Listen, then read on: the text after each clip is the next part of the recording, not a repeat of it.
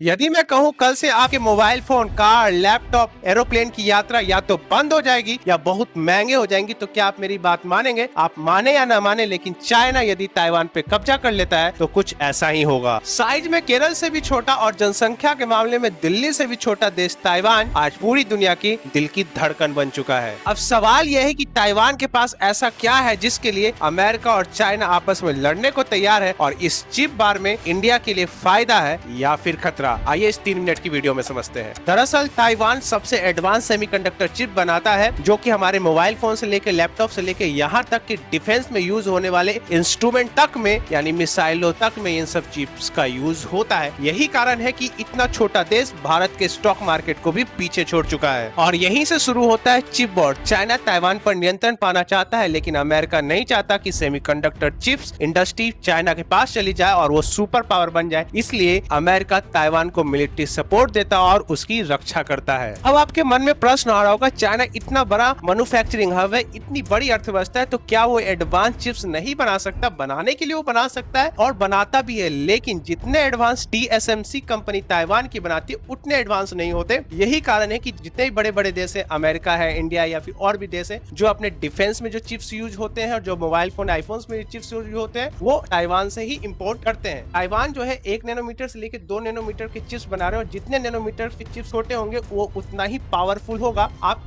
2 nanometre का कितना छोटा, आप इससे अंदाजा लगाइए। जो हमारे बाल की थिकनेस है वो लगभग 80,000 से लेकर 1 लाख नैनोमीटर है। तो आप सोच सकते हैं कि कितने कम नैनोमीटर पे ये चिप्स बनाई जा रही है। और इतने कम नैनोमीटर की चिप्स बनाने के लिए एक मशीन बहुत ही ज्यादा इंपॉर्टेंट, जो पूरी दुनिया में बस एक कंपनी बनाती है, ASML। ASML एडवांस चिप्स नहीं बनाती, लेकिन चिप्स बनाने के लिए जो मशीन चाहिए वो जरूर बनाती है। अब आप सोच रहे होंगे चाइना ASML से डील कर ले, नीदरलैंड से डील कर ले और सेमीकंडक्टर चिप्स बनाना शुरू कर दे, लेकिन ये इतना भी आसान नहीं है। ये मशीन बनाने के लिए जो रॉ प्रोडक्ट्स आते हैं वो अमेरिका से आते हैं, और अमेरिका ने एक नियम बना के रखा है कि यदि दुनिया में कोई भी कंपनी यदि उसका रॉ मटेरियल यूज करके प्रोडक्ट बनाती है तो वो जिसे चाहेगा उसे ही बेच सकती है। मजबूरी में नीदरलैंड को अमेरिका की बात माननी पड़ती है, क्योंकि यदि अमेरिका की बात नीदरलैंड ने नहीं मानी तो सारे रॉ मटेरियल्स को रोक दिया जाएगा और फिर वो कंपनी सुपर पावर कंप्यूटर बना ही नहीं पाएगी। अब आप सोच रहे होंगे इन सब में इंडिया का है। फिलहाल इंडिया में कोई भी चिप्स नहीं बनते हैं, लेकिन अब इंडिया ने SML से डील किया, इंडिया में भी सेमीकंडक्टर चिप्स बनेंगे। अब आप ये सोच रहे होंगे तो फिर SML को अमेरिका रोक दे कि इंडिया सेमीकंडक्टर चिप्स ना बना पाए। तो ऐसा है कि इंडिया अमेरिका रोक सकती है, लेकिन इंडिया को जो भी टेक्नोलॉजी मिली है वो अभी 1 नैनोमीटर 2 नैनोमीटर की नहीं, लगभग 28 से 30 नैनोमीटर की चिप्स बनाने के लिए यूज होंगे, जो हमारे गाड़ियों और इलेक्ट्रॉनिक सामान में यूज होंगे। एडवांस जिस लेवल की ताइवान बनाती है उस लेवल की अभी इंडिया मैन्युफैक्चर नहीं कर पाएगी। लेकिन हाँ, अभी तक इंडिया में बिल्कुल मैन्युफैक्चर नहीं होता था, लेकिन अब इंडिया में मैन्युफैक्चर होना शुरू हो जाएगा। इंडिया में जो इलेक्ट्रॉनिक सामान होंगे वो सस्ते होने वाले हैं, क्योंकि टाटा इलेक्ट्रॉनिक के साथ SML की डील हुई है। अब इंडिया में भी सेमीकंडक्टर चिप्स बनाए जाएंगे। सिंपल भाषा में सेमीकंडक्टर चिप्स 21वीं सदी का क्रूड ऑयल है,